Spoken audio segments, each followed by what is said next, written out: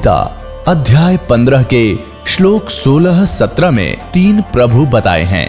ये 3 प्रभु कौन हैं? किस प्रभु की शरण में जाने के पश्चात जन्म और मरण समाप्त हो सकता है? 3 प्रभुओं में सबसे उत्तम परमात्मा कौन है? कैसा है? उसका क्या नाम है? इन सभी गूढ़ रहस्यों को जानने के लिए अवश्य सुनिए जगत गुरु तत्वदर्शी संत रामपाल जी महाराज के अमृत वचन। फिर परमात्मा ने कहा कि जाइए धर्मदास, नीचे जाओ और मेरी इस सारी महिमा से तू जनता को परिचित कराओ। तब धर्मदास जी ने कहा था कि भगवान मुझे यही रख लो दाता, कि ना भेजो मुझको उस गंदे लोक में। तब भगवान ने कहा बेटा जाना पड़ेगा, क्योंकि तुम भक्ति युक्त थे, अब भक्तिहीन हो चुके हो। मैं तुम्हें सतनाम दूंगा, सारनाम दूंगा, उसकी साधना करके तुम वापस आ सकते हो, वैसे यहाँ ठिकाना नहीं। कहने का भाव ये, मालिक के कहने से वापस शरीर में आया। तीसरे दिन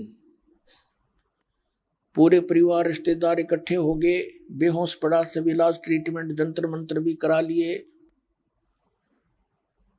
जब धर्मदास जी उठे, एकदम देखा कि महात्मा जी कहाँ हैं, सामने नहीं पाए उनको। उठकर चल पड़े कि काशी में बता रहे थे, मैं काशी में रहता हूँ, जुलाई का काम करता हूँ, कबीर मेरा नाम है। अब काशी में जाकर देखिए वही सूरत, और चरणों में गिर गए परमात्मा के। सतलोक में जो देखा हुआ, आंखों देखा वर्णन कबीर सागर के अंदर वर्णित किया, परमात्मा की आंखों देखी वाणी का। तो पुण्यात्माओं, जिस नाम से उन महापुरुषों का कल्याण हुआ, जैसे आदरणीय नानक साहिब जी को भी परमात्मा ऐसे लेकर गए थे। फिर उनको छोड़ा था, उन्होंने कहा था, भाई सूरत मुलुक की वेश ए ठगवाड़ा ठगी, देश खरा सियाणा बोता बारी, धान के रूप रहा करता। तो पुण्यात्माओं, सौभाग्य आपका, आपको परमात्मा ने वही मंत्र उपलब्ध कराए।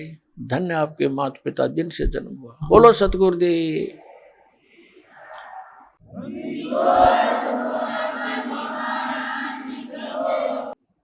परम पिता परमात्मा पूर्ण ब्रह्म सर्व सृष्टि के रचनहार कुल मालिक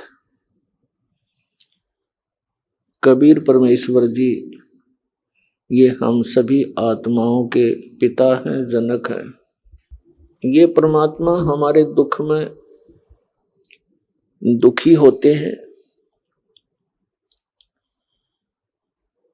और हमें यहाँ काल के जाल में फंसे हुए देख कर ये हमें यहाँ से निकलने की विधि बताने के लिए स्वयं ही सतलोक से चलकर आते हैं। पुण्यात्माओं, सौभाग्य आपका, आप जी को ऐसे समय में मनुष्य जन्म प्राप्त हुआ है जो समय परमात्मा ने पूर्व निर्धारित किया हुआ था कि कलयुग के इस समय में परमात्मा अपना अध्यात्म ज्ञान पूरे विश्व में फैलाएगा और सभी प्राणी परमात्मा के इस ज्ञान को ग्रहण करके इस यथार्थ मोक्ष मंत्र को, सतनाम को ग्रहण करके सभी अपने सतलोक में चले जाएंगे। अपने आत्माओं, जैसे आप जी वर्तमान के अंदर शिक्षा को कितना महत्व दे रहे हैं, उस अक्षर ज्ञान का, उस शिक्षा का उद्देश्य क्या होता है कि बच्चा अच्छी शिक्षा ग्रहण करके उच्च पोस्ट प्राप्त करे, या जैसा भी उसकी जैसी भी व्यवस्था हो, अपनी जीविका अच्छी तरह वो चला सके, कोई नौकरी या कोई व्यवसाय करके। इसलिए शिक्षा को इतना महत्व वर्तमान में दिया जा रहा है, क्योंकि हम शिक्षा के महत्व से, शिक्षा की महिमा से, इसके गुणों से हम परिचित हो गए। इसलिए प्रत्येक व्यक्ति अपने पुत्र या पुत्री को कोशिश करता है कि अच्छी से अच्छी शिक्षा ग्रहण कराऊं, और उसके लिए 10-15 वर्ष उसको बिल्कुल फ्री छोड़ देता है, ताकि वो अपना भविष्य उज्जवल कर सके। और उसके लिए खूब पैसा भी पानी की तरह बहाता है, और वो बच्चा नेक नीति से पढ़ता हुआ अपनी सभी कक्षाओं को उत्तीर्ण करता हुआ वो जिस उद्देश्य को लेकर पढ़ रहा था उसको प्राप्त कर लेता है। वो बच्चा जैसे भी ट्रेनिंग करता है, जैसे किसी ने अध्यापक की ट्रेनिंग की तो वो अध्यापक लग गया, किसी ने इंजीनियर की ट्रेनिंग की, इंजीनियर की पढ़ाई पढ़ी तो वो इंजीनियर लग गया, किसी ने डॉक्टर की पढ़ाई की तो डॉक्टर लग गया, या अन्य कोई पोस्ट उसको प्राप्त हुई। तो पुण्यात्माओं, इसी प्रकार जिस समय आप जी को इस भक्ति से होने वाले लाभ का ज्ञान हो जाएगा और उस स्थान का ज्ञान हो जाएगा जहां हम कभी वृद्ध नहीं होते, जहां हमारी कभी मृत्यु नहीं होती, वहां किसी चीज का अभाव नहीं है, ना कोई खाने का अभाव है, ना जल का अभाव है, किसी भी वस्तु का जो एक मानव को आवश्यकता होती है, उस सतलोक में, उस सत स्थान में, शाश्वत स्थान में कोई अभाव नहीं है, वहां वृद्ध अवस्था नहीं है, मृत्यु नहीं है। तो आप जी जब इस अध्यात्म ज्ञान से पूर्ण परिचित हो जाओगे, फिर आपके मन की स्थिति एक बहुत ही अजीबोगरीब बन जाएगी, और जो एक मानव के लिए अति आवश्यक है। अब वर्तमान में हम क्या करते हैं, माया को ही एक टारगेट मानकर, माया को ही उद्देश्य मानकर हम अपना सारा जीवन उसी पर न्यौछावर कर देते हैं, और जो सारा जीवन में हम संग्रह करते हैं वो यहीं रह जाता है। हमारी उसके जोड़ते जोड़ते ही, संग्रह करते करते ही मृत्यु हो जाती है। तो फिर हमारे साथ क्या जाता है, हमारे साथ जाते हैं वो पाप जो सारा जीवन इस भौतिक सुख की प्राप्ति के लिए हमने किए, जो प्रयत्न किया, उस प्रयत्न में जो हमारे पाप हुए वो हमारे साथ चले जाते। जो मनुष्य जीवन से हमने करना चाहिए था, मनुष्य जीवन किस लिए इस प्राणी को प्राप्त होता है, ये ज्ञान हमें बचपन से नहीं दिया जाता। हमारे को बचपन से अपने समाज से सिर्फ इतना ही ज्ञान प्राप्त होता है कि बड़ा हो जाएगा, विवाह कर दिया जाएगा, संतान हो जाएगी, संतान की परवरिश कीजिए, और फिर बस फिर मर जाइए। सारा जीवन उन्हीं की परवरिश में, अपने पेट पोषण में ही अपना जीवन अपना व्यर्थ कर जाते हैं। जब हम सत्संग में आते हैं, सत्संग के अंदर परमात्मा का दिया हुआ ज्ञान बताया जाता है, और वो ज्ञान होता है। अन्य ज्ञान जो होता है वो एक परंपरा होती है और कुछ मजबूरी होती है। परंपरा कौन सी होती है, मजबूरी कौन सी होती है? मजबूरी तो हमारी ये है कि हमें शरीर ऐसा मिला है, इसमें दोनों टाइम 2 वक्त यदि हम इसमें कुछ डाल देंगे आहार तो ये काम करेगा, नहीं तो 1 हफ्ते के अंदर ये समाप्त हो जाता है, ज्यादा से ज्यादा 10 दिन पकड़ेगा। तो ये हमारी मजबूरी है कि इसको सुरक्षित रखने के लिए जो भी आवश्यक वस्तुएं हैं वो उपलब्ध कराना हमारे मजबूरी है और आवश्यकता है। और जो परंपराएं हमने व्यर्थ की बना रखी हैं वो परंपराएं हैं, वो यूजलेस ज्ञान है। अब परमात्मा ने आकर के हमें ये जानकारी दी है कि तुम जहां रह रहे हो ये लोक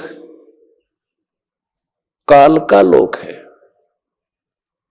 लेकिन हमारे को इस काल भगवान ने इतना अज्ञानी बना रखा है, हम परमात्मा के अध्यात्म ज्ञान से बिल्कुल अपरिचित कर दिए। कौन है भगवान, कैसा है परमात्मा, कहाँ रहता है वो भगवान, और उस परमात्मा के गुण तो कुछ हमें मिलते जुलते से सुनाए जाते हैं। भगवान ये कर देता है, अंधे को आंख देता है, निर्धन को माया देता है, कोढ़ी को काया देता है। परमात्मा के गुण तो बहुत कुछ मिलते जुलते बता दिए हैं, लेकिन परमात्मा कौन है, कैसा है, कहाँ रहता है, और जो परमात्मा इतना सुखदायी है उससे वो लाभ प्राप्त कैसे होता है, ये ज्ञान विपरीत दे रखा है हमारे को। तो इस सारे ज्ञान अध्यात्म ज्ञान को ठीक से बताने के लिए स्वयं परमात्मा आते, ये विधान है उस भगवान का। तो प्रसंग तो चला है पुण्यात्माओं के, आप जी जिसमें अध्यात्म ज्ञान से पूर्ण रूप से परिचित हो जाओगे और सभी कर्मों से परिचित हो जाओगे, तो उस समय केवल आप यहां से इस महान दुख से जरा और मरण से ही छूटने का प्रयत्न करोगे। जरा बिन वृद्ध अवस्था का कष्ट, वृद्ध अवस्था इस जीव मनुष्य जीव के लिए, वैसे तो सभी जीवों के लिए कहर है, अन्य को तो इतनी सोधी नहीं, वो तो किसी तरह भुगत भागत कर मरो, लेकिन मानुष जीवन को इतनी चेतना है, इतना ज्ञान है कि कोई वृद्ध अवस्था प्राप्त प्राणी उसको कितने कष्ट होते हैं वो अनुभव कर सकता है दूसरा, और स्वयं भी वो महसूस करता है। तो इस कहर से बचने के लिए, और फिर मृत्यु, आज आप अपने परिवार में कितने खुश हैं, चाहे कितने दुखी हो, फिर भी यही चाहते हो जीवन बना रहे, मरे नहीं, और मृत्यु डेफिनेट। तो ये भूल क्यों लगी है अपने? हमें पता है कि कोई रह नहीं और कभी भी मर सकते हैं, और फिर भी हम इतना जोर नहीं देते इस बात के ऊपर। ऐसी दशा किसकी होती है जिसने कुछ नशा कर रखा हो, उसको डर सा नहीं लगता, एक बार थोड़ी सी देर हिचकता है, फिर वो उसी स्पीड से वही क्रियाएं करता है। तो इस काल भगवान ने अपने को इस झूठे सुख की या त्रिगुणमयी माया रूपी भांग प्या रखी है, और इस भांग के नशे में हम देखते भी हैं और मैं पता भी है कि मृत्यु होगी, पर डर कती नहीं हो। मृत्यु के जब लक्षण घटते हैं अपने ऊपर, उस समय घिघी बनती है, अको हो ये फलाना रोग हो गया, हो अब तो मृत्यु होगी। तो उस समय महसूस होता है कि हाँ शायद अब बात बिगड़ेगी। तो ये बात हमें वैसे भी याद रहनी चाहिए अगर नशा उतर गया था।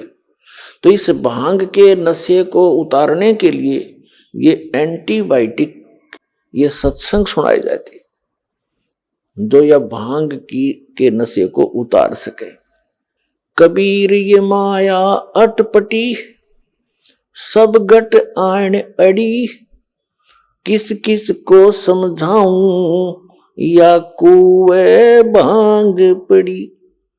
21 ब्रह्मांड है इस काल भगवान के, ब्रह्म के, जिसको ब्रह्म भी कहते हैं, जैसे ऋषि जिसको ब्रह्म कहते आए हैं, ये काल भगवान है। इसको सरपुरुष भी कहते हैं, इसको सरब्रह्म भी कहते हैं, सरब्रह्म। इसने अपने 21 ब्रह्मांड के अंदर या माया की भांग घोल के गिर रखी इस कुएं में, और एक कुएं में यानी जैसे शराब के ठेके पर जितने भी व्यक्ति शराब पीकर लौट रहे हों, हत्थे पर या हत्था बनाते हैं तो उसका बताते हैं, शराब पीने का कोई ठिकाना सा बना लेते हैं, कहीं पर कई राज्यों में मान्यता प्राप्त होते हैं। तो वहां से जो निकल कर आते हैं उनसे जितनों से भी आप बात करोगे उनकी एक जैसी गतिविधि, एक जैसी चाल होगी। ऐसे लड़खड़ाते आएंगे, बोलेंगे कुछ, सोचेंगे कुछ। तो हम सभी की वही दशा होगी, हमने वही भांग पी रखी है यहाँ के झूठे सुख की। कबीर साहब कहते हैं, झूठे सुख को सुख कहे ये मान रहा मन मोद, ये सकल चबीना काल का कुछ मुख में कुछ खोद। श्रीमद् भगवत गीता अध्याय नंबर 4 के श्लोक नंबर 32 में कहा है कि अर्जुन, जो ज्ञान मैंने आपको इसी अध्याय नंबर 4 के श्लोक नंबर 25 से 31 तक बताया है कि कोई तो स्वाध्याय करता है, जैसे गीता जी का नित्य पाठ कर लिया, कोई देवताओं की पूजा करता है, कोई योग अभ्यास करता है, कोई तीक्ष्ण अहिंसावादी व्रत रखता है, जैसे मुंह पर पट्टी बांध कर नंगे पैरों घूमता है, और कोई ब्रह्म साधना करता है। ये सभी साधक अपनी साधना को पापनाशक जानते हैं, यानी पापनाश होंगे तो मोक्ष होगा, यानी मोक्षदायक मानते हैं। यदि इनको ये पता लगे कि ये साधना ठीक नहीं है तो इसको तुरंत त्याग देंगे। इसलिए चौथे अध्याय के 32वें श्लोक में कहा कि अर्जुन, सच्चिदानंद घन ब्रह्म की वाणी में ब्रह्मणे मुखे, यहां अनुवादकर्ताओं ने गीता जी में गड़बड़ी कर रखी है। ब्रह्मणे मुखे का अर्थ इन्होंने गलत कर दिया, वेद की वाणी लिख दी। नहीं, श्रीमद् भगवत गीता अध्याय नंबर 17 के श्लोक नंबर 23 में यही अनुवाद करता ब्रह्मणे का अर्थ करते हैं सच्चिदानंद घन ब्रह्म, यानी परम अक्षर ब्रह्म। तो यहां हमने चौथे अध्याय के 32वें श्लोक में ब्रह्मणे मुखे का अर्थ सच्चिदानंद घन ब्रह्म के मुख से बोली गई अमृत वाणी में धार्मिक यज्ञों की, यज्ञ माने धार्मिक अनुष्ठानों की जानकारी विस्तार से कही गई है, और वो तत्व ज्ञान है जो परमात्मा ने अपने मुख कमल से बोला है। वाणी वो तत्व ज्ञान है, उसमें यथार्थ ज्ञान है। चौथे अध्याय के 34वें श्लोक में कहा कि उस तत्व ज्ञान को जो सच्चिदानंद घन ब्रह्म ने अपने मुख कमल से बोला है, यहां अवतरित होकर यहां आकर के, उस ज्ञान को तू तत्वदर्शी संतों के पास जाकर समझ। उनको दंडवत प्रणाम करने से, विनम्र भाव से, कपट छोड़ के नम्रता पूर्वक, सरलता पूर्वक प्रसन्न करने से वे तत्वदर्शी संत तुझे तत्व ज्ञान का उपदेश करेंगे। ये सलाह दे दी गीता ज्ञानदाता ने अर्जुन को।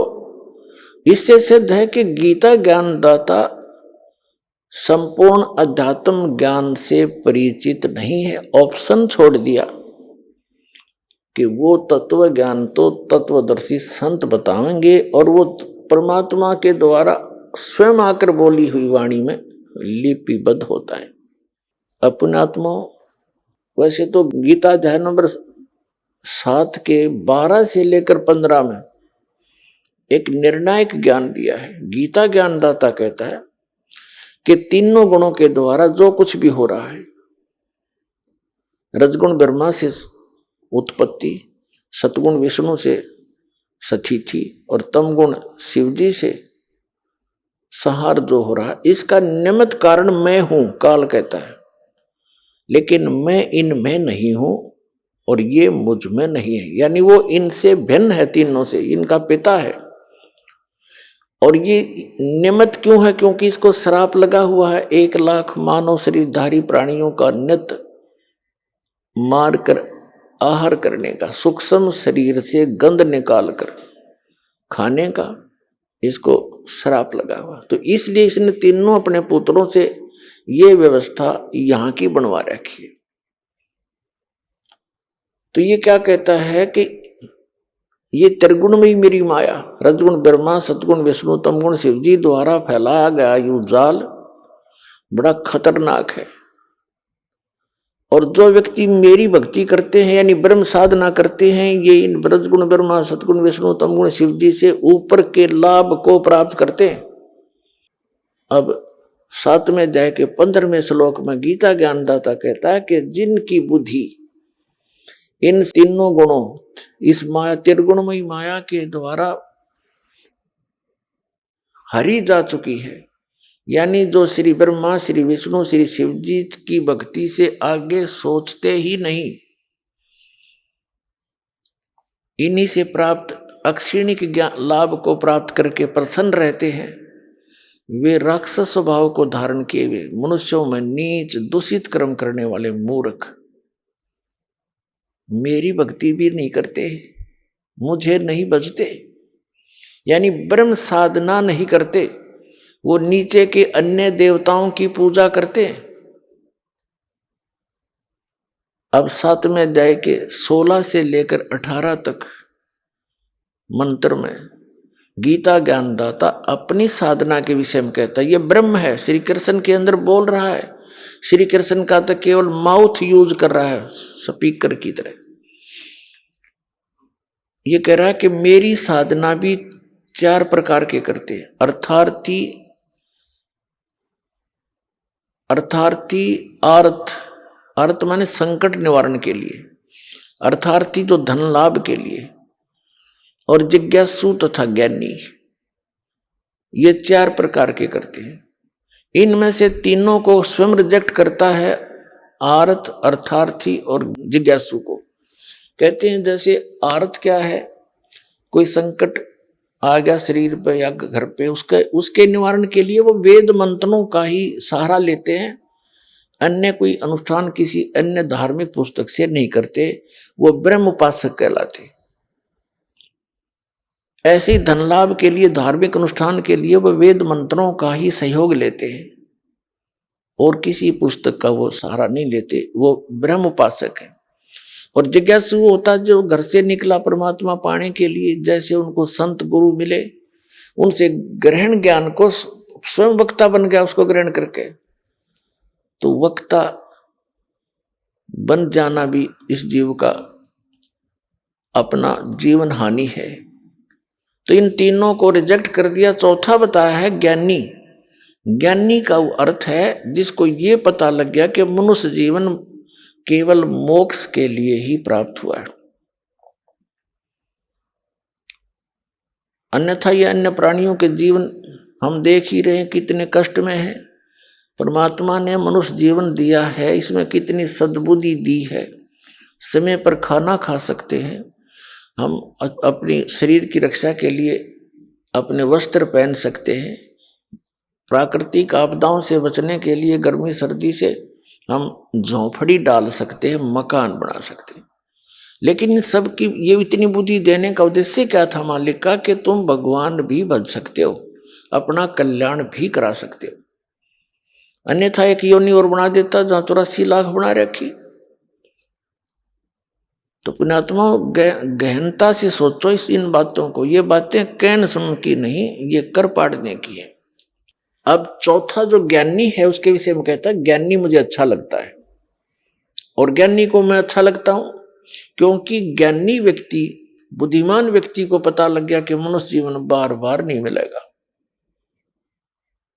और इसके लिए इससे हमने अपना आत्म कल्याण करवाना है। आत्म कल्याण का अर्थ क्या है? यानी आत्मा को सदा के लिए सुख हो जा। अब सदा से के लिए सुख होगा जब इसकी जन्म और मृत्यु का यो दीर्घ रोग मिटे, जरा और मरण का जो कष्ट मिटे। और ये कहां मिटे?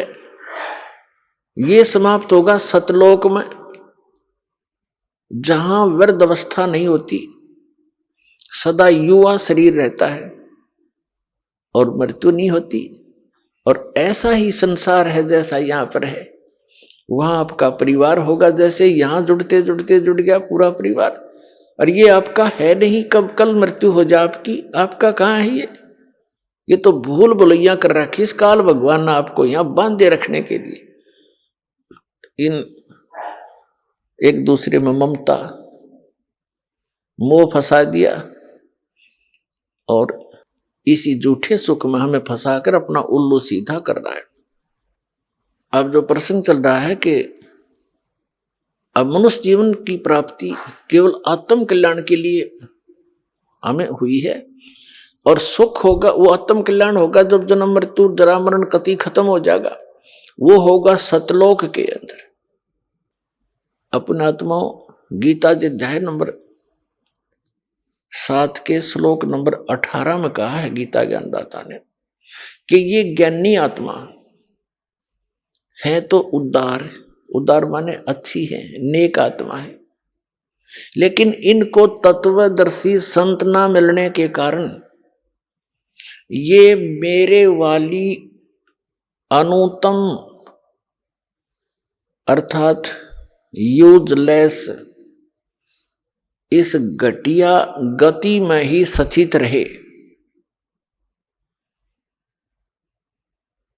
अब यहां गीता ज्ञानदाता अपने से मिलने वाली यानी ब्रह्म साधना से होने वाली गति अर्थात मोक्ष को भी अनुत्तम बता रहा है। अनुत्तम माने व्यर्थ, घटिया, क्योंकि जन्म मृत्यु नहीं समाप्त हो सकती। जैसे श्रीमद् भगवद गीता अध्याय नंबर 4 के श्लोक नंबर 5 और 9 में, गीता अध्याय नंबर 2 के श्लोक 12 में, गीता अध्याय नंबर 10 के श्लोक नंबर 2 में गीता ज्ञानदाता कहता, अर्जुन तेरे और मेरे बहुत जन्म हो चुके, तू नहीं जानता मैं जानता। यूं ना सोच कि हम आज ही हुए हैं, आगे भी होंगे और पहले भी हो चुके हैं।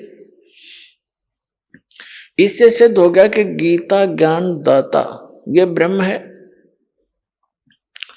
और ब्रह्म की पूजा करने वाला उसका पुजारी भी जन्म मृत्यु में ही रहेगा, क्योंकि वो उसका उपास्य इष्ट भी जन्म मृत्यु में है ब्रह्म। तो इससे भी आत्म कल्याण नहीं हुआ। गीता अध्याय नंबर 8 के श्लोक नंबर 13 में गीता ज्ञानदाता कहता है कि ओम इति एकाक्षरम ब्रह्म विहारण माम अनुसमरण ये परियाति तजन देहम सयाति परमाम गति। मुझ ब्रह्म का केवल एक ओम मंत्र है, नथिंग एल्स। और जो उच्चारण करते हुए इसका सेवन करता हुआ शरीर छोड़कर जाता है, सयाति परमाम गति, वो ओम से अर्थात ओम है ब्रह्म का मंत्र, ब्रह्म की साधना। ब्रह्म की साधना करने वाले ओम से जो गति होगी वह गीता ज्ञानदाता वाली गति है। ओम से जो गति होगी वो क्या होगी? ओम ब्रह्म की उपासना का मंत्र है, और ओम मंत्र से ब्रह्मलोक प्राप्ति होगी। गीता अध्याय नंबर 8 के श्लोक नंबर 16 में कहा कि ब्रह्मलोक पर्यंत भी सभी लोग पुनरावृत्ति में है, अर्थात वहां गए हुए साधक भी फिर लौटकर जन्म मृत्यु में आते हैं, क्योंकि ये खुद कहता है मेरे भी जन्म मृत्यु होती है और अर्जुन तेरी भी रहेगी। तो इसे सिद्ध हो गया गीता अध्याय नंबर 7 के श्लोक नंबर 18 में गीता ज्ञानदाता अपनी गति को यानी अपनी साधना से होने वाले जितना भी से लाभ मिलना है ब्रह्मलोक प्राप्ति, उसको भी अनुतमाम यानी अति व्यर्थ, अति घटिया, अति अश्रेष्ठ बता रहा है। और गीता अध्याय नंबर 7 के श्लोक नंबर 19 में कहा है कि बहुनाम जन्मानाम अन्ते ज्ञानवान माम प्रपद्यते वासुदेवम सर्वमिति स महात्मा सुदुर्लभ है। क्या बताता गीता ज्ञानदाता कि बहुनाम जन्मानाम अन्ते ज्ञानवान माम प्रपद्यते, बहुत बहुत जन्मों के को व्यर्थ करके किसी एकाद अंत के जन्म में ये ज्ञानी आत्मा मेरी भक्ति करते हैं। माम प्रपद्यते मुश्किल से कहते हैं, बाकी अन्यथा और ही साधनाओं में लगे रहते हैं जो बिल्कुल व्यर्थ होती हैं। लेकिन बहुनाम जन्मानाम अन्ते ज्ञानवान माम प्रपद्यते और वासुदेव सर्वमिति स महात्मा सुदुर्लभ है कि बहुत बहुत जन्मों के किसी अंत के जन्म में ज्ञानवान यानी ज्ञानी आत्मा माम प्रपद्यते मेरी भक्ति करते हैं। और जो ये बताने वाला महात्मा तो बहुत दुर्लभ है, बड़ी मुश्किल से मिलेगा तुझे। क्या कि वासुदेव सर्वमिति, कि वासुदेव ही सब कुछ है।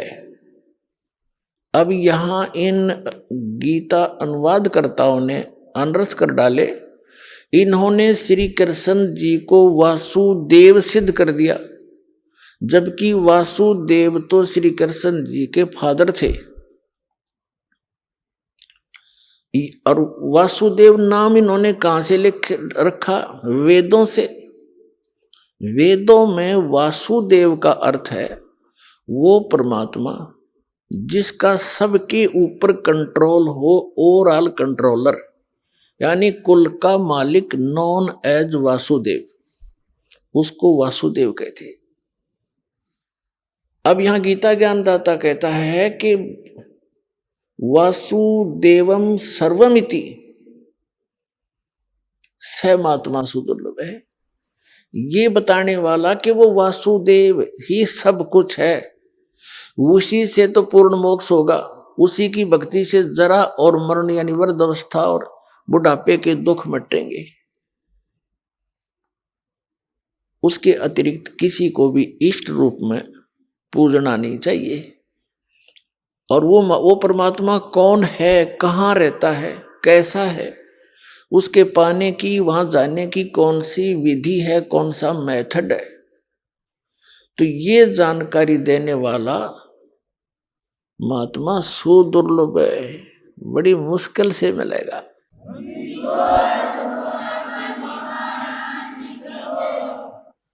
एक समय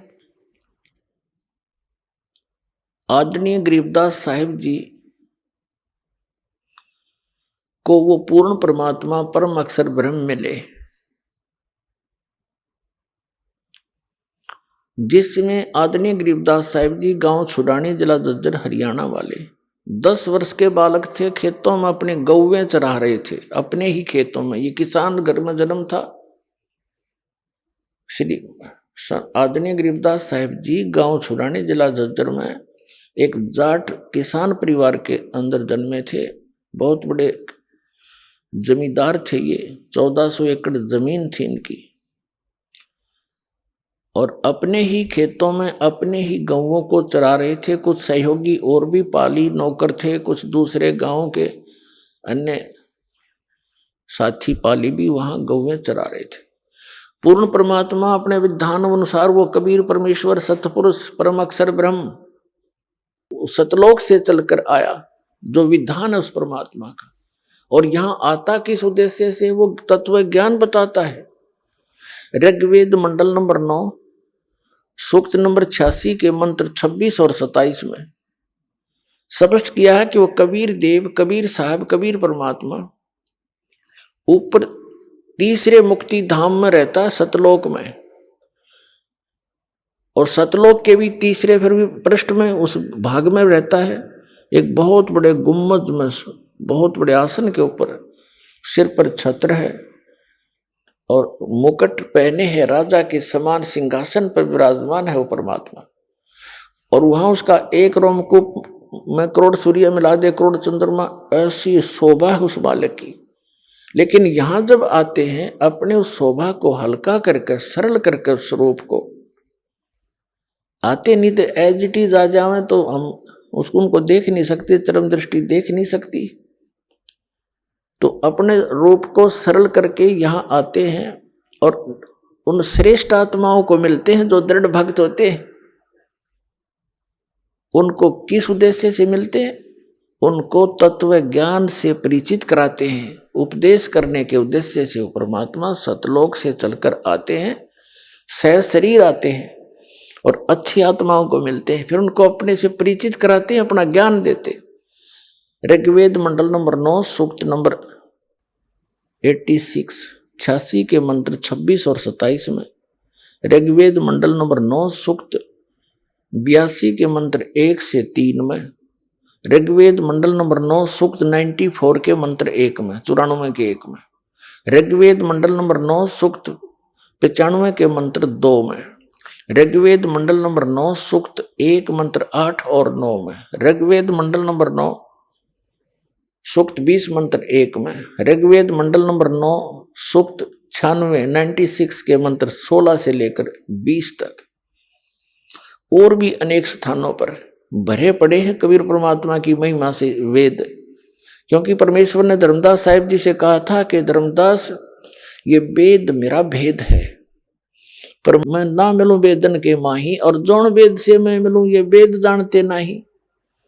ये चारों वेद मेरी महिमा का गुणगान करते हैं, लेकिन इस वेदों में वर्णित विधि से मेरी प्राप्ति नहीं हो सकती।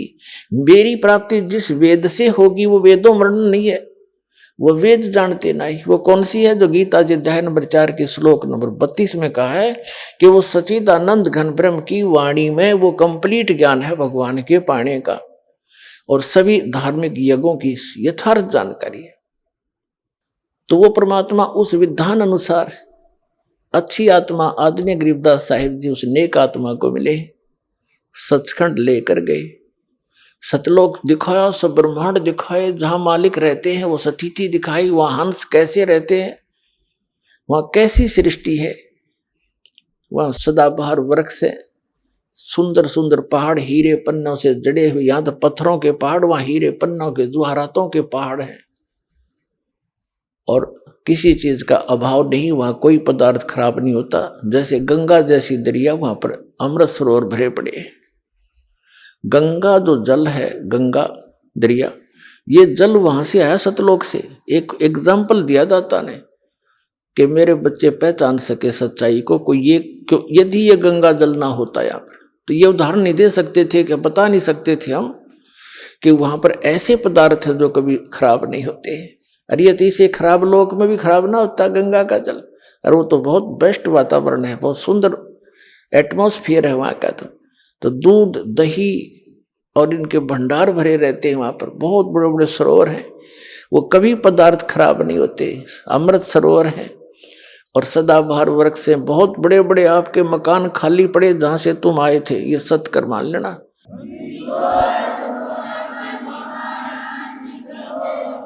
ये किसी डूम बाट की बनाई स्टोरी नहीं है, खुद भगवान की बताई अमर कथा है।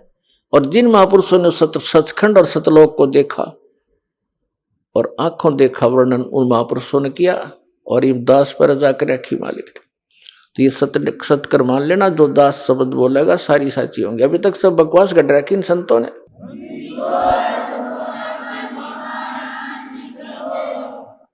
इन कबीर पंथियों को नहीं मालूम, अटपट मारते हैं। सतलोक में प्रकाश ही प्रकाश है, आत्मा जाकर मिल जाती है। एक आधा थोड़ी सी चतुरता दिखाता है कि उसमें बिंदु टाइप आत्मा मछली की तरह घूमती रहती है, वो प्रकाश ही सतलोक है, वही सतपुरुष है, वही सतनाम है। वो ये है वो नकली कति। अब देखना सच्चाई सामने आएगी। परमात्मा ने कहा था कि 33 अरब ज्ञान हम बाखा और मूल ज्ञान हमने छुपा कर रखा। वो मूल ज्ञान इस दास को दिया है पुण्यात्माओं, अभी तक ही छुपा कर रखा था। और पूरे इतने मोटे मोटे कबीर सागर भी लिखा हुआ है, उसके अंदर भी भरा हुआ है, और उसे हटकर भी ज्ञान दास को दिया, जो महापुरुषों की वाणी में दास ने निकाला।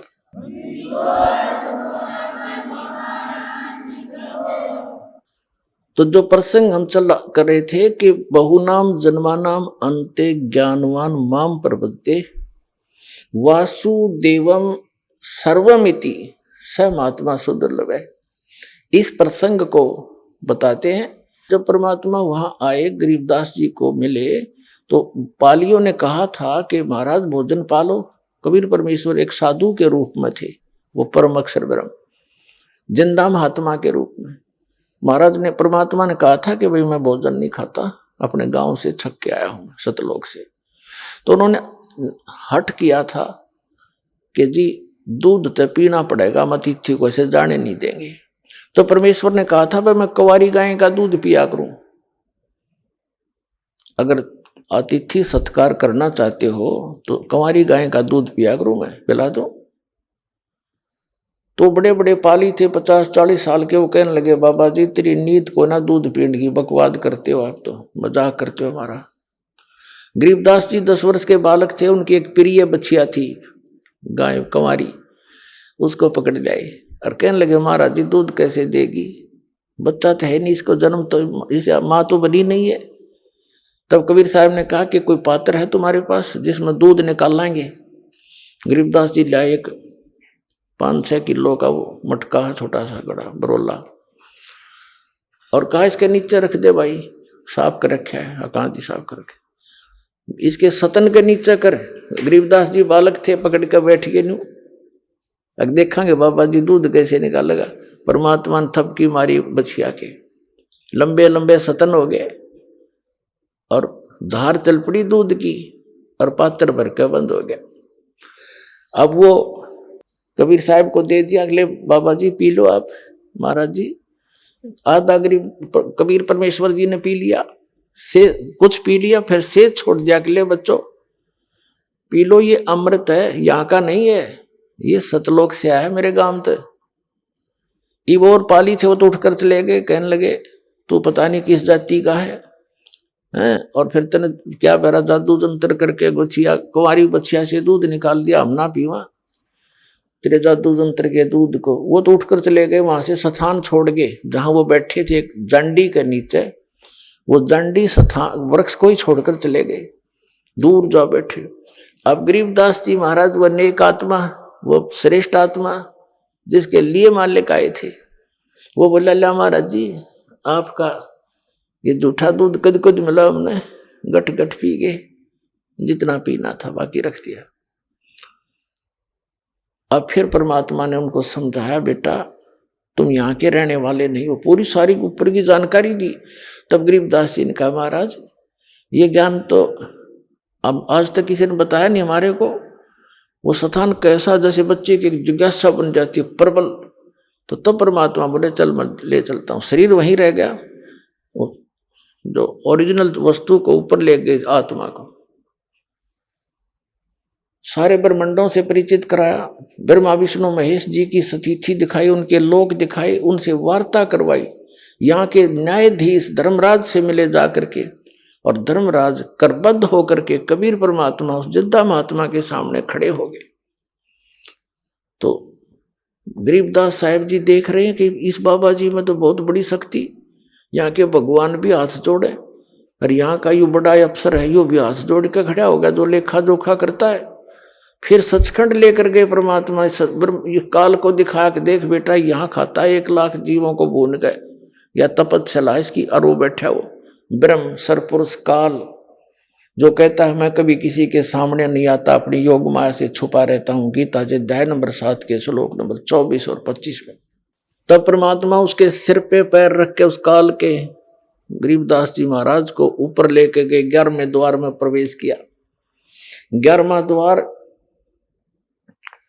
इस अक्षर पुरुष पर ब्रह्म के लोक में प्रवेश करता है, और उसके लोक को पार करके जब 12वां द्वार पार करते हैं तो सतलोक आ जाता है। 12वां द्वार पार करके सतलोक में गरीबदास साहिब जी को परमात्मा लेकर गए। वहां गरीबदास साहिब जी क्या देखते हैं कि वही महात्मा जो नीचे तक गया था उनके साथ, और उधर क्या देखते उनके साथ है, और ऊपर क्या देखते हैं कि एक बहुत बड़े गुम्बद में। आइए अब हम उन श्रद्धालुओं के अनुभव जानते हैं जो जगत गुरु तत्वदर्शी संत रामपाल जी महाराज जी से दीक्षा प्राप्त कर चुके हैं तथा उनके द्वारा बताए गए भक्ति मार्ग पर चल रहे हैं। नमस्कार जी। हाँ जी सर साहिब जी। क्या नाम है जी आपका? मेरा नाम सपना तोमर है। कहाँ से आए हैं आप? मैं शाहजहाँपुर यूपी से हूँ। बहन जी, संत रामपाल जी महाराज की शरण में आप कब आए? मैं जी 13 अप्रैल 2014 में सदगुरु रामपाल जी महाराज जी की शरण में आई थी। संत रामपाल जी महाराज से नाम दीक्षा लेने से पहले आप क्या भक्ति साधनाएं करती थीं? मैं साधना जैसे ब्रह्मा विष्णु महेश दुर्गा माता और इन्हीं की पूजा करती थी। संत रामपाल जी महाराज की शरण में आने का क्या कारण बना, कैसे आना हुआ? मैं सदगुरु रामपाल जी महाराज जी की शरण में ऐसे आई कि मेरे पापा जी ने 2013 में नामदान लिया था और वो टीवी पे सत्संग देखते थे गुरुजी का। तो उनको जब गुरुजी संत रामपाल जी महाराज गीता कुरान और गुरु ग्रंथ साहिब और बाइबल जब खोल के दिखाते थे प्रमाण सहित, तो मेरे पापा जी ने जब देखा कि ये तो गीता का सब वर्णन बता रहे हैं कि इसमें ब्रह्मा विष्णु महेश के से भी ऊपर कोई भक्ति है, ओम तत्सत से ऊपर, तो मेरे पापा ने ये ज्ञान समझ के और दीक्षा फिर लेनी चाहिए। उन्होंने मुझे बताया कि बेटा संत रामपाल जी महाराज पूर्ण परमात्मा हैं, कबीर परमात्मा का अवतार है, उनसे दीक्षा ले लो। तो मैंने एक दिन ये सोचा कि पापा आप ले लो दीक्षा 2013 में, और मैं उस टाइम एमए फाइनल कर रही थी। तो मैंने कहा पापा मैं 2014 में लूँगी और अभी मुझे 1 साल मौज मस्ती करनी है, मैं 1 साल बाद खुद अपने आप अपनी इच्छा से अपनी खुशी से उनकी शरण में चली जाऊँगी। तो 2014 13 अप्रैल की बात है, मैं सदगुरु रामपाल जी महाराज जी की शरण में हिसार बरवाला आश्रम में जाके मैंने उनसे दीक्षा प्राप्त की। बहन जी, संत रामपाल जी महाराज से नाम दीक्षा लेने के बाद आपको क्या लाभ प्राप्त हुए? हाँ जी, मुझे काफ़ी लाभ हुए। मेरे जो हस्बैंड हैं उनको जैसे कि पथरी की प्रॉब्लम थी, 1 साल से 2 साल से वो पथरी की उनको दिक्कत थी, ये थी, और फिर पाइल्स की प्रॉब्लम शुरू हो गई। डॉक्टर के वहाँ अल्ट्रासाउंड करवाया तो उनको 5 mm की उनको पथरी बताया डॉक्टर ने कि ये हैवी हो गई है और इसका इलाज करवाओ, ऑपरेशन करवाओ। तो डॉक्टर ने बोला कि ऑपरेशन होगा, तो उन्होंने ऑपरेशन नहीं करवाया। फिर संत रामपाल जी महाराज जी से मैंने प्रार्थना लगाई और परमात्मा ने उनकी पथरी ऐसे गायब कर दी जैसे पथरी थी ही नहीं उनको कभी, और ये लाभ हुआ। फिर उसके बाद में कुछ टाइम बाद 2-3 महीने बाद उनको पाइल्स की प्रॉब्लम हो गई, बवासीर की। तो एक संत रामपाल जी महाराज जी से जुड़े भगत जी हैं, तो उन्होंने बोला कि मैं देसी दवाई जानता हूँ, कुछ दूंगा और देखो उससे कुछ आराम मिल जाए। तो वो दवाई जो थी वो लेकर आए और लाने के बाद में उनको दी, लेकिन उससे कुछ खास फ़ायदा नहीं फिर भी मिला। वो बैठ भी नहीं पाते थे, उठ भी नहीं पाते थे, चल भी नहीं पाते थे, उन्हें पकड़ के ले जाना पड़ता था, और उनको मतलब वॉशरूम ले जाने में भी दिक्कत होती थी और बड़ी प्रॉब्लम से गुजर रहे थे। लेकिन संत रामपाल जी महाराज से मैंने प्रार्थना लगाई कि परमात्मा ऐसे ऐसे मेरे हस्बैंड को दिक्कत है, वो आप ही परमात्मा दया करना। तो गुरु जी ने बोला कि संत रामपाल जी महाराज जी ने बोला कि हाँ परमात्मा दया करेंगे, आप भक्ति करो। तो फिर कुछ टाइम बाद 2-3 महीने बाद उनको आराम होने लगा, और आज वो टाइम है 1 साल हो गया है, अब वो पाइल्स की प्रॉब्लम से भी उनको छुटकारा मिल गया है।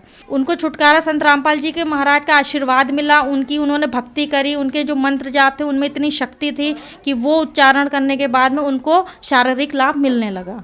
और उसके बाद में एक बहुत बड़ा संत रामपाल जी महाराज ने ये लाभ दिया मेरे हस्बैंड को कि वो उनको एक बार क्या हुआ कि डेंगू हो गया था। तो हम दिल्ली में जीटीबी हॉस्पिटल है, हम वहाँ पे उनको एडमिट करवाया, और ये 2018 की बात है, 23 अक्टूबर की, और उससे 1 महीने पहले ही मेरी बेटी हुई थी, 23 सितंबर 2018 को। तो मेरी बेटी हुई थी, घर में सब खुश थे, अच्छा लग रहा था कि चलो परमात्मा संत रामपाल जी महाराज की दया से आज हमारे घर में एक बेटी है। और उसके 1 महीने बाद ही हमारे हस्बैंड की डेंगू उनको हो गया, तो उनको रेफ़र करा जीटीबी में। वहाँ 2 दिन एडमिट रहे, उनका खास ट्रीटमेंट वो सरकारी हॉस्पिटल में नहीं हो पाया, इस वजह से उनकी हालत और ख़राब होती चली गई। तो मेरे ससुराल वालों ने बोला कि ऐसा है कि तू जो जब से घर में आई है तब से तू भक्ति कर रही, तब से मेरे बेटे को आए दिन ये बीमारियाँ घेरे पड़ी हैं और तेरी वजह से ऐसे ऐसे हो रहा है। तो मैं संत रामपाल जी महाराज जी के आगे रोने लगी। मैं कह रही नहीं परमात्मा, आज ये लोग ऐसे बोल रहे हैं, इन्हें नहीं पता ये परमात्मा ही आए हैं, लेकिन परमात्मा मेरी परीक्षा ले रहे हैं कि मैं कहीं डगमगा ना जाऊं। आज मैं परमात्मा कहते हैं ना कि अगर श्रद्धा है और विश्वास है तो परमात्मा वो खरे उतरेंगे उस पर। तो परमात्मा ने क्या करा कि वहाँ से उनको हटा के स्टीफन में हम लोग ने एडमिट करवा दिया। तो वहाँ पे उनकी प्लेटलेट्स नहीं बढ़ रही थी, उनको बहुत सारे ट्रीटमेंट दिए गए देसी और वैसे भी उनको फ़ायदा नहीं हुआ। फिर क्या हुआ कि एक दिन मैं उनसे हॉस्पिटल मिलने गई अपने बच्चे के साथ में, बेटी के साथ में। तो मैंने उनको संत रामपाल जी महाराज जी जो हम लोग को अमृत जल देते हैं, तो वो अमृत जल मैंने उनके मुंह में डाला। जब उनको इतना मतलब ब्लड कैंसर इतना बढ़ गया था अंदर कि उनका मुंह नहीं खुलता था, मुंह भी बंद हो गया था, ऐसे दोनों दांत ऐसे आपस में टकराते थे, बंद हो गया था। तो फिर उनकी एक उंगली भी मुंह में नहीं जाती थी, वो मुझे बता रहे थे, वो बोल भी नहीं पा रहे थे, मुझसे बात नहीं कर पा रहे थे। तो मैंने संत रामपाल जी महाराज जी का दिया हुआ अमृत जल उनके मुँह में डाला, तो कुछ ही क्षण बाद उनका मुँह इतना खुलने लगा, यानी कि वो मुझसे बात करने लगे। तो मुझे वहाँ एकदम से रोना आ गया कि परमात्मा आप, मुझे तो विश्वास है लेकिन मैं अपने ससुराल वालों को कैसे विश्वास दिलाऊं कि इतनी बड़ा चमत्कार परमात्मा कर सकते हैं। आज देखो अब वो बोलने लगे मेरे हस्बैंड। फिर उनका वहाँ ब्लड कैंसर, उनकी रीढ़ की हड्डी का पानी निकाला गया। तो उन डॉक्टरों ने बोला कि रीढ़ का हड्डी का पानी निकाला तो टेस्ट के लिए गया, बोले इनको तो ब्लड कैंसर है। अब ब्लड कैंसर सुन के सबके मतलब होश उड़ गए कि अब तो मेरा लड़का नहीं बचेगा। लेकिन मुझे विश्वास था संत रामपाल जी महाराज पे कि परमात्मा सत्संग में ये बताते हैं कि जो स्त्री सदगुरु रामपाल जी महाराज की पूर्ण परमात्मा की जो भक्ति करती है वो कभी विधवा नहीं होती, और जो माता पिता पूर्ण परमात्मा की भक्ति करते हैं, सद्भक्ति करते हैं, उनके सामने उनके बच्चों की मौत नहीं होती। तो मुझे विश्वास था, मुझे उनकी वो बात याद आ गई। मैंने कहा कुछ भी हो जाए मेरे सामने मतलब मेरे पति नहीं जाएंगे। फिर क्या हुआ कि उनका वहाँ वो 1.5 महीने एडमिट रहे स्टीफन में। फिर उनको रेफ़र कर दिया रोहिणी में संजय गांधी हॉस्पिटल में। फिर उनका वहाँ ट्रीटमेंट चला ब्लड कैंसर का ट्रीटमेंट चलते चलते उनको काफ़ी टाइम हो गया, कम से कम हमारे घर में 15-16 लाख रुपए उन्हीं के इलाज में ख़त्म हो गए। और मेरी एक छोटी बेटी थी, मैं भी दुखी थी कि परमात्मा ने आज संत रामपाल जी महाराज ने आज बेटी भी दी और उसके बाद में हमारे हस्बैंड की ऐसी तबीयत खराब हो गई। फिर भी मुझे विश्वास था कोई नहीं, आज मेरी फैमिली इधर उधर हो गई, एक दिन फिर हम एक होंगे और परमात्मा की भक्ति करेंगे और हम लोग को लाभ होगा। फिर उसके बाद में फिर उनको डॉक्टर ने बोला कि ठीक है अब आपका, फिर संत रामपाल जी महाराज की शरण मैंने प्रार्थना लगाई, मैंने गुरु जी के आगे जोत जलाई। शाम को मेरे भगत जी का हस्बैंड का फ़ोन आया कि ऐसा है कि अब मैं नहीं बचूंगा और अब बस तू प्रार्थना कर लेना जो तुझे करना हो और मैं अब नहीं बचूंगा। तो मेरे ससुराल वालों ने ये बोला कि ऐसा है तू संत रामपाल जी की भक्ति कर रही है, तभी मेरे लड़के को मतलब ऐसे ऐसे दिक्कत झेलनी पड़ी, तू एक काम कर। एक मेरी मौसिया सास है, उन्होंने बोला कि एक काम करो, बोली कि हनुमान चालीसा का पाठ करना तू शुरू कर दे। तो मैंने कहा मैंने सतगुरु रामपाल जी महाराज जी की जिस दिन से शरण ग्रहण करी है वो जब तक मेरी सांस नहीं खत्म होगी तब तक मैं सतगुरु रामपाल जी महाराज के अलावा किसी और की भक्ति क्या मैं किसी की कुछ भी नहीं करूँगी। तो मैंने ये दृढ़ कर लिया था, मैंने कहा करेंगे परमात्मा ही, सत रामपाल जी ही महाराज ठीक करेंगे और कोई दुनिया की ताकत नहीं है जो मेरे हस्बैंड को ठीक कर सके।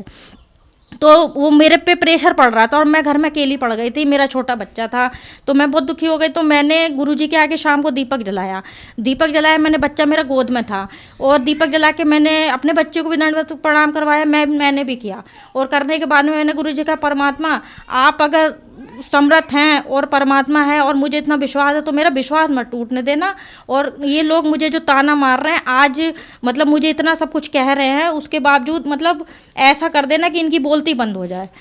तो सतगुरु रामपाल जी ने महाराज ने ऐसा चमत्कार करा मेरे साथ कि 2-3 दिन बाद उनकी रिपोर्ट जो आई ब्लड कैंसर की तो वो निगेटिव आई।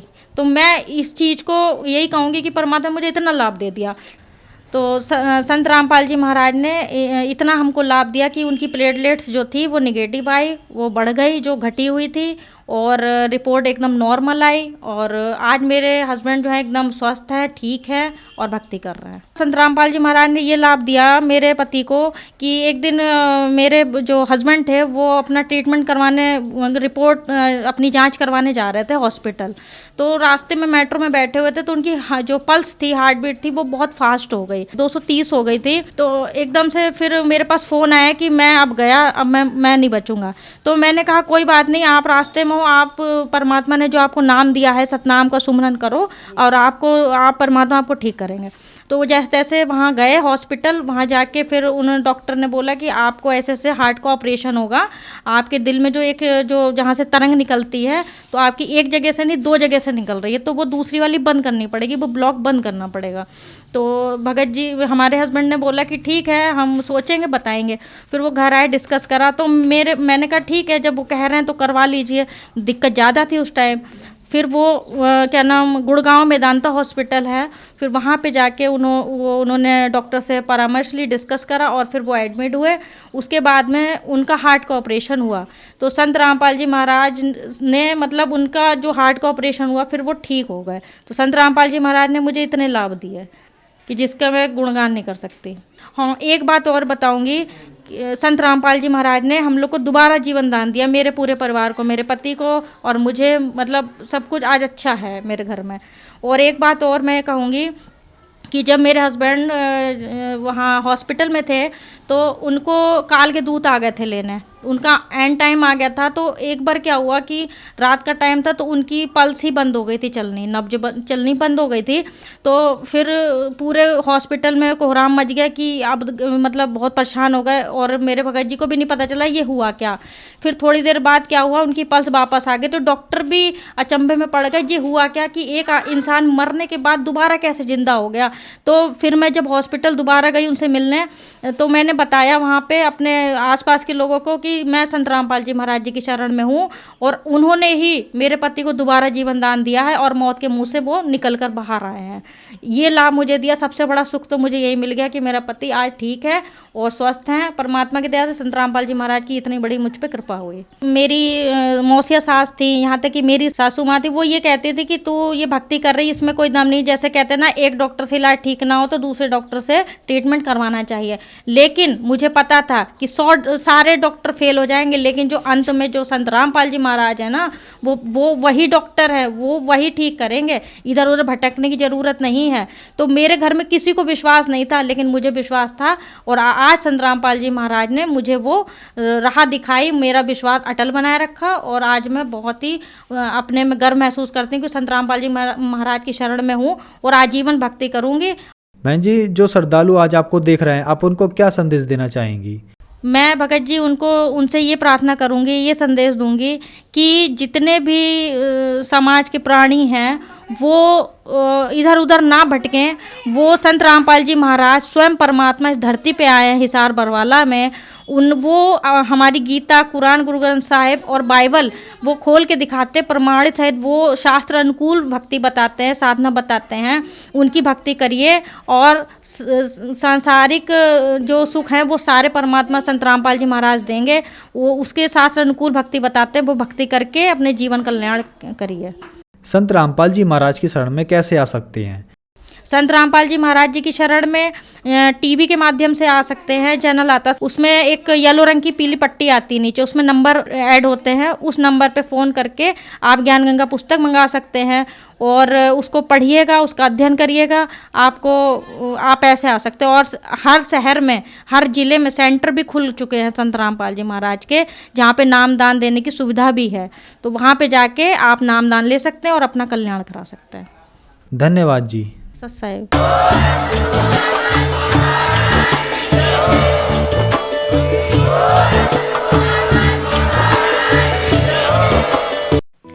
आप सुन रहे थे जगत गुरु तत्वदर्शी संत रामपाल जी महाराज के मंगल प्रवचन।